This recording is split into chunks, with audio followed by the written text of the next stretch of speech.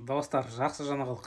Ақмола облысында 11 вокзал, 11 вокзал және 5 станция күрделі жөндеуден өтеді. Иә. Оның ішінде енді Аршалы, Еңбекші, мына Бурабай, сосын Астананың өзінің вокзалын күрделі жөндеуден өткізеді. Кейін 5 станция деді, қай станция екенін нақтысын білмеймін. Дегенмен Ақмола облысының әкімі осындай нәрсені айтып жатқанын мен естідім.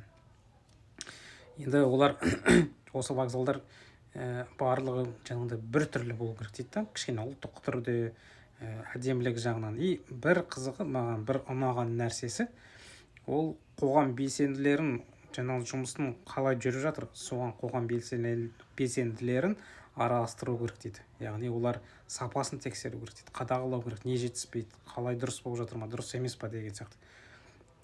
Тапсырма беріп жатыр, ақша нақты салынып, нақты іске асатын болсын деп айтып отыр.